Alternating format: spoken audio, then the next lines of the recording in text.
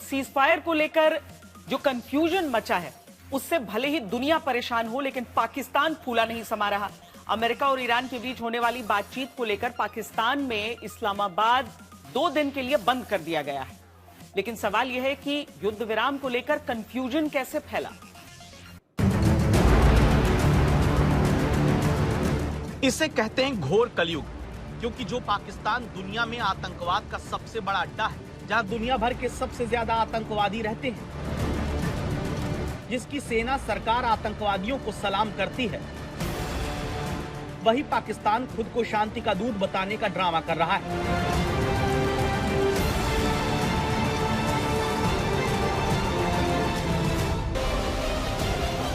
Cease fire के नाम पर पाकिस्तान के मन में नोबेल शांति पुरस्कार का लड्डू फूट रहा है। शहबाज शरीफ तो फूले नहीं समा रहे। इस वीडियो को देखिए जो पाकिस्तान की सरकार की कैबिनेट का है, जिसमें शहबाज शरीफ का खड़े होकर सम्मान किया गया, जबकि सीज फायर टूटने की कगार पर दिख रहा है। पाकिस्तान की सरकार खुद को अपने देश में शांति दूत के तौर पर पेश कर रही है। PSL यानी पाकिस्तान सुपर लीग में ऐसा कुछ हुआ जिसे दुनिया ड्रामा करार दे रही है। हैदराबाद किंग्समैन और पेशावर जालमी के बीच मैच के दौरान कप्तान मार्नस लाबुशेन, बाबर आजम और PSL CEO सलमान नसीर ने आसमान में सफेद कबूतर उड़ाकर शांति के प्रति पाकिस्तान की प्रतिबद्धता का प्रदर्शन किया, ताकि दुनिया में अपनी छवि सुधारी जा सके। लेकिन पाकिस्तान जानबूझकर ये भूल जाता है, गीदड़ अगर शेर की खाल पहन ले तो वो शेर नहीं हो जाता, क्योंकि पाकिस्तान में हो रहे कूटनीतिक जीत के ड्रामे की पोल खुलती जा रही है।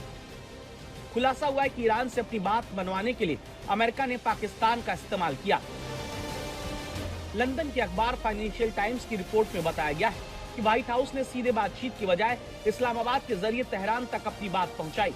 अमेरिका ने पाकिस्तान को एक तरह से संदेशवाहक की तरह से इस्तेमाल किया, जो उसकी शर्तों और प्रस्तावों को ईरान तक पहुंचा सके। रिपोर्ट में कहा गया कि इसके पीछे शायद रणनीति ये थी कि एक मुस्लिम बहुल पड़ोसी देश के जरिए भेजा गया संदेश ईरान के लिए ज्यादा स्वीकार्य हो सकता है।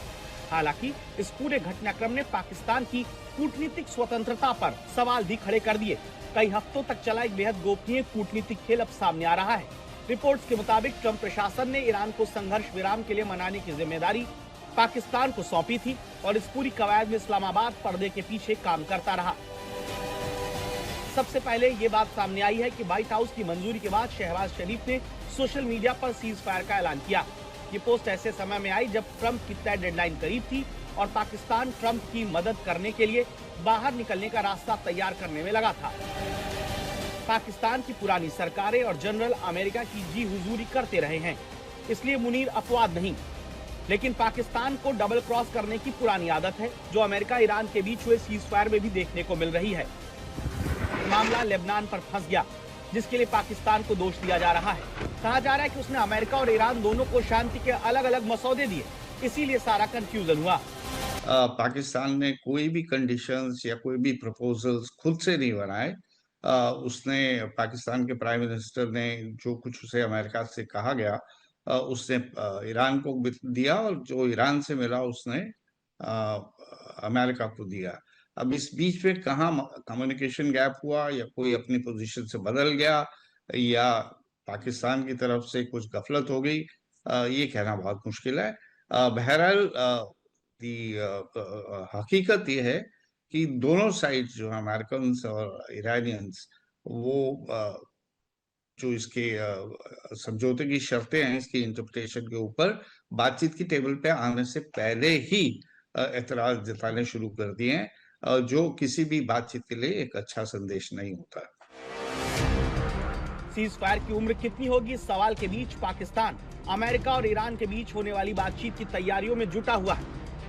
कहा जा रहा है ये बातचीत कड़ी सुरक्षा के बीच सैन्य स्थल पर होगी। पाकिस्तानी सेना कमान संभालेगी, जिसमें कोई अचंभे की बात नहीं। लेकिन पाकिस्तान में ईरान के राजदूत का बैठक में हिस्सा लेने वाला पोस्ट डिलीट कर देना, ईरान का लेबनान को लेकर अडिग रहना और इस्लामाबाद में हो रही बातचीत पर पानी फेर सकता है। वहीं इजराइल को तो पहले ही पाकिस्तान पर भरोसा नहीं है। ईरान कह रहा है कि लेबनान पर बमबारी के बीच कोई भी बातचीत का कोई मतलब नहीं। इजराइल का पाकिस्तान में हो रही बातचीत का चुभना सीज फायर और पाकिस्तान दोनों पर गंभीर सवाल खड़े करता है।